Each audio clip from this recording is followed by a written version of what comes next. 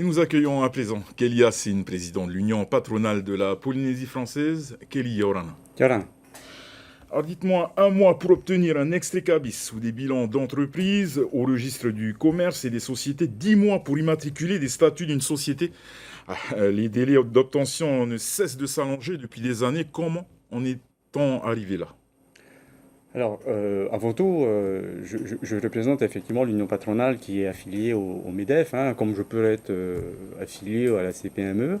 J'interviens aujourd'hui en tant qu'entrepreneur polynésien, avant tout.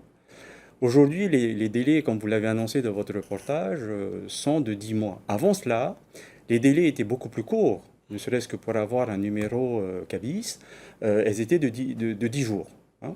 Et pour avoir un excès CABIS d'une semaine à peu près. Donc les délais déjà en 2021 avaient été rallongés. On est passé de 10 jours à 3 mois.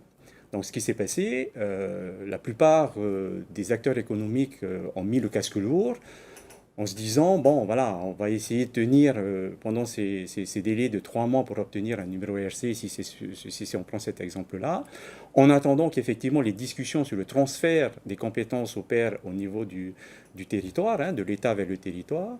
Sauf que récemment, donc le 10 janvier, il y a une semaine et demie, on nous annonce par une diffusion d'une note du tribunal que ces délais pour l'obtention d'un numéro est de 10 mois. Mais c'est franchement inacceptable. Je ne sais pas comment on peut accepter, en tout cas je ne l'accepte pas en tant qu'entrepreneur, d'attendre 10 mois pour pouvoir exercer mon activité. Ce qu'il faut savoir, c'est que quand on se lance dans l'aventure entrepreneuriale, le plus compliqué, c'est un, d'avoir l'idée de créer la société, deux, de trouver des financements, et aujourd'hui, ce qui est complexe, c'est d'obtenir le numéro RC. Le numéro RC, ce qu'il faut savoir, c'est l'acte de naissance. Pour qu'une société puisse exister, il faut qu'elle ait ce numéro-là. Ce Sans numéro. ce numéro, elle ne peut pas exercer son activité. Donc aujourd'hui, on vous dit, quand vous avez un projet à mener, un projet à développer, eh bien, vous ne pouvez pas le faire tout de suite. Vous êtes obligé d'attendre 10 mois. Et en plus, la note précise que le service du registre de commerce est fermé. Donc, elle ne reçoit plus de public.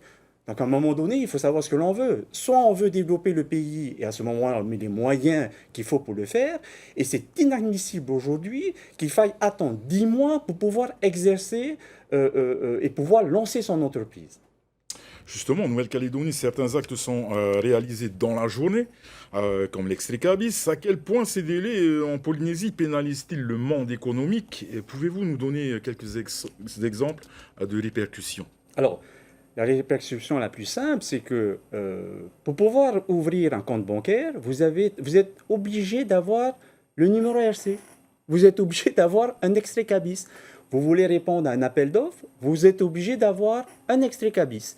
Voilà, plusieurs exemples comme ça qui vous prouvent que vous ne pouvez pas, quand vous faites une activité économique, exercer cette activité, piloter votre entreprise sans l'extrait CABIS. C'est comme quand vous voulez, par exemple, voyager, vous avez votre passeport.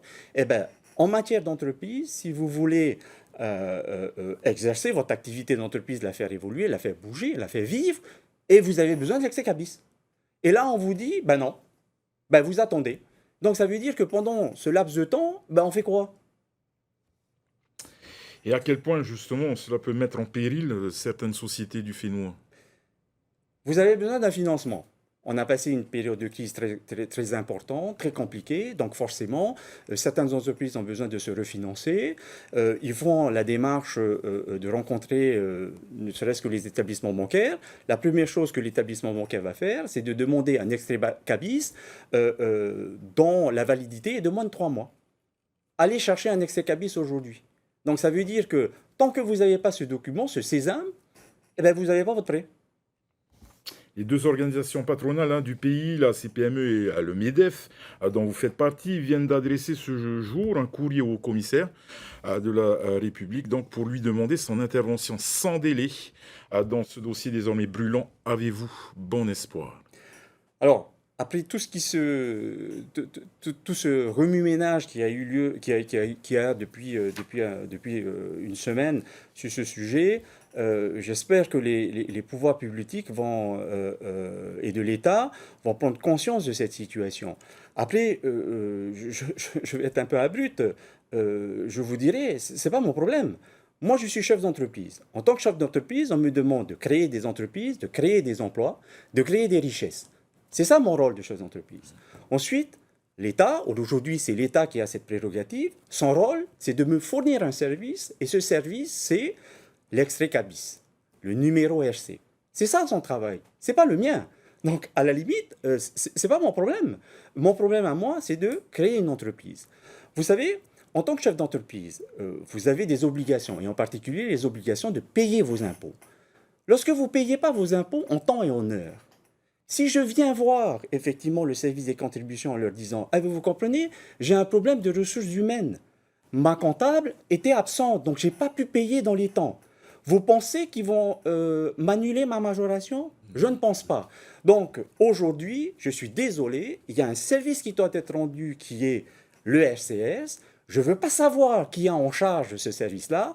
Il doit être rendu, point final. Mon rôle à moi, c'est chef d'entreprise, donc le rôle des institutions, c'est de fournir un service, ou alors il faut réformer complètement notre organisation économique en disant il n'y a plus besoin d'RCS. Plus besoin d'RCS quand vous répondez à un appel d'offres, plus besoin d'RCS quand vous faites vivre votre société, quand vous demandez un prêt, quand vous voulez un nantissement, plus besoin d'RCS. À ce moment-là, il n'y a pas de problème. Hein. Mais on entre dans la jungle, là. Et là, c'est effectivement la jungle, sachant que le RCS a effectivement comme fonction, une fonction comment dire, de contrôle de la bonne justice économique et s'assure que les entreprises ne font pas n'importe quoi. Nous, on en est tous conscients, c'est les règles du jeu de notre économie, de notre organisation économique. Encore faudrait-il que ces fonctions soient assurées comme il faut. Kelly Yassine, merci beaucoup pour toutes ces précisions et merci d'avoir répondu à notre invitation.